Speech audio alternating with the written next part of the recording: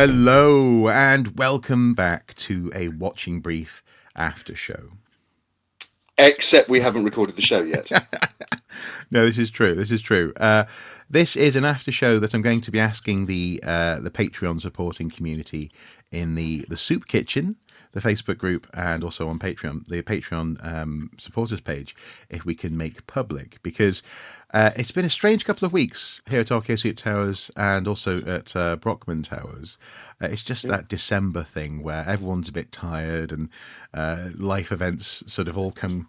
Everyone's arriving at the house and things keep on happening. And then people get bugs and things that take them out of action for 24, 48 hours and all that kind of or you have to nonsense. drive a friend to the hospital, all that sort of stuff. So we haven't necessarily recorded as we've wanted to for the past couple of weeks.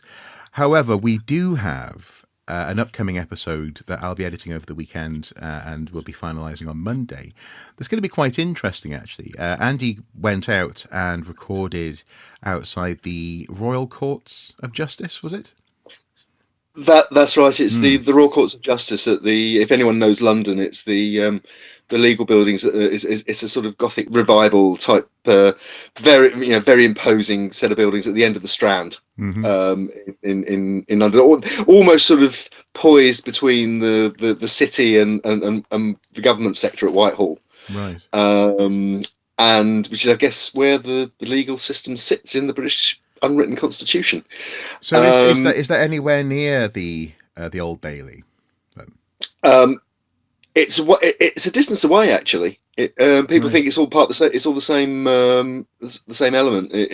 Same area. It's not. The Old Bailey is a separate building, and then of course you've got the Inns of Court just inland from where the Royal Courts of Justice are, which are the ancient medieval lawyers' quarter. Yeah. So it's a very historic part of London where the Royal Courts of Justice sit. Yeah. I have a friend who's a lawyer who every now and then has to go and sort of renew his membership. It's kind of like being at the bar, I guess, in the United States, down at the Royal Inns, actually. Yeah, at the Law Inns. Yeah. So so why were you there? Presumably you hadn't been finally collared, had you?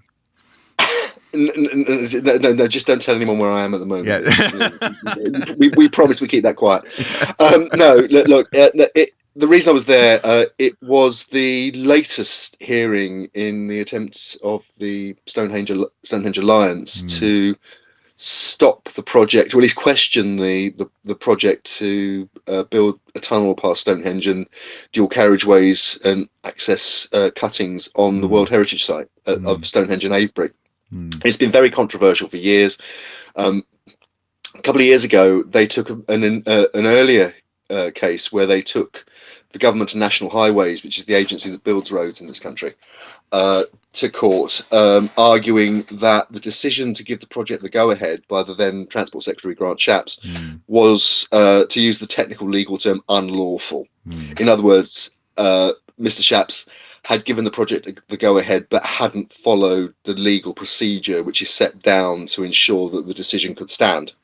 The government said Stonehenge Alliance crowdfunded, took the government to court and won, which meant the government had to go away and what's called redetermine the decision in the light of what had happened.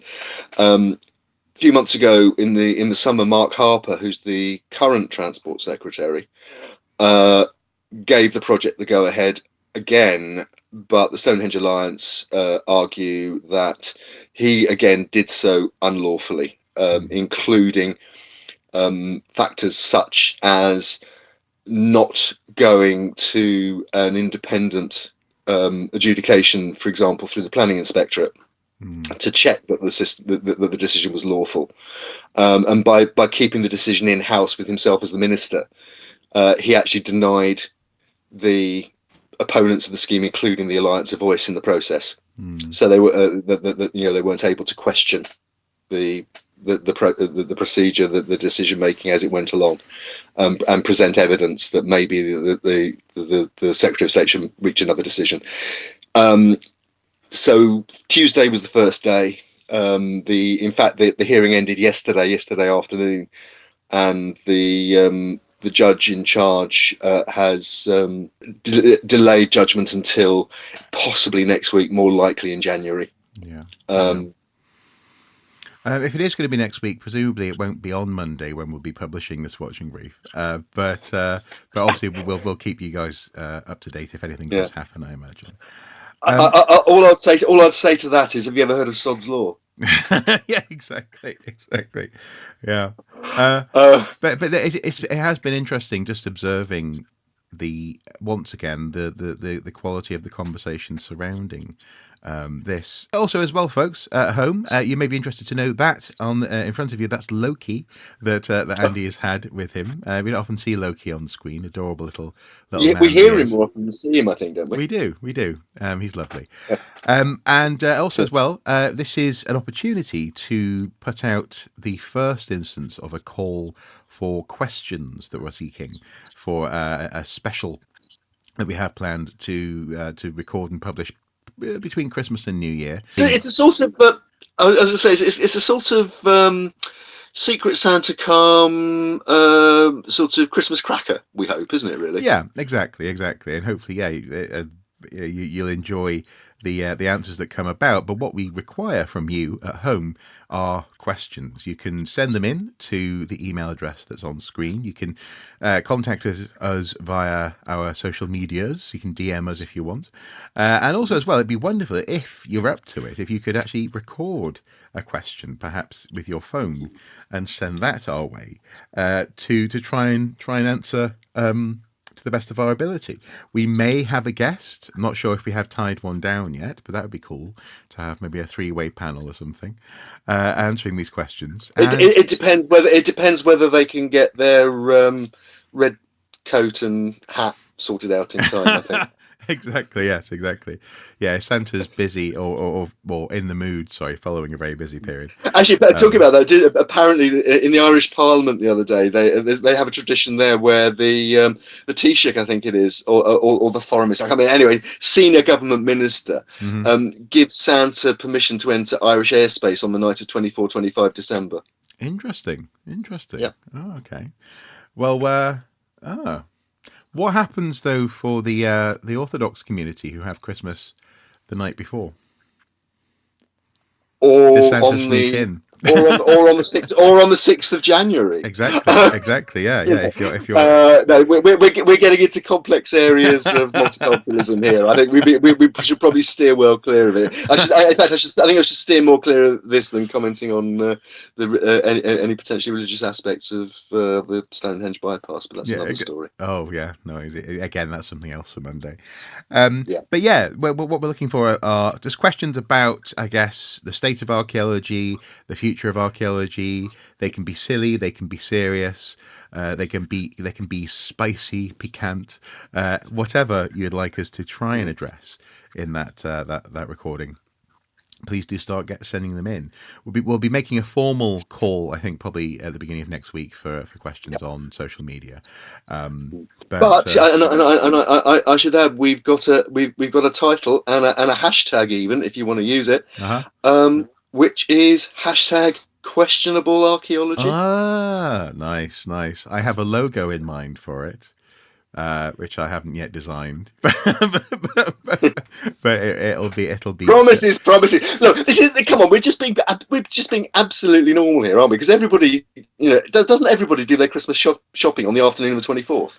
A great many people do. Although I actually had a couple of presents just arrived today for Mrs. Soup. I need to wrap them before she gets home. In that case, talking wrapping them, we probably ought to wrap up. In which case, I need to make one final point about questionable archaeology, which is because it's a Christmas New Year special. At the new year, Janus-like, we look forward and we look back, and the questions are probably looking back a bit about things that have already happened and so on. We want to look forward to. What we'd love to hear are your predictions for archaeology and heritage in 2024.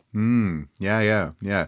For example, I predict that that a giant bubble will encompass the entirety of the Stonehenge landscape, and it will have some sort of gateway to access it.